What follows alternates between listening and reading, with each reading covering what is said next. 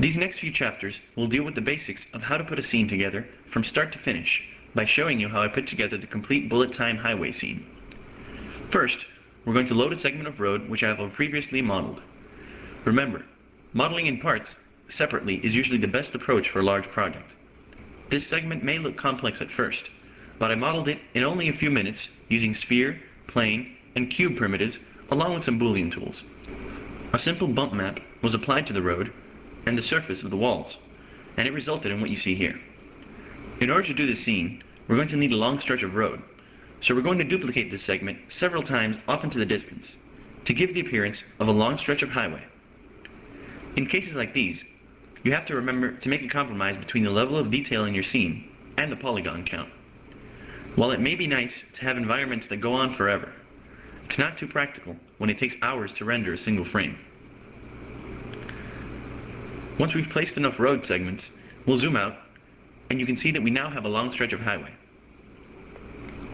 Now there will be an overpass in our scene, and I've already prepared it in a similar fashion, so I'm going to load it now.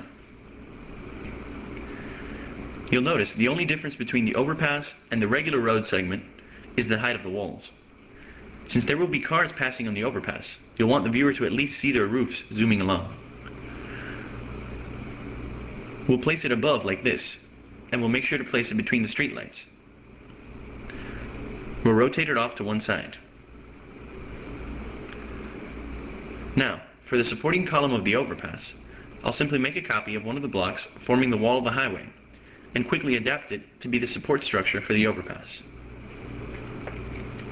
You'll find that little tricks like these save you time, because since this section of wall is already modeled and shaded, we don't have to worry about opening up the material editor again and finding the right color. This column will blend into our scene, and with proper placement, no one will be able to tell that it is just a copy of one of the wall cells. Simply size it up to the appropriate width, and when done, switch to the perspective view to adjust its height.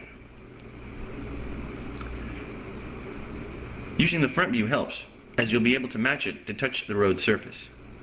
Don't worry if it pokes down below too much, because anything below the road surface won't be visible.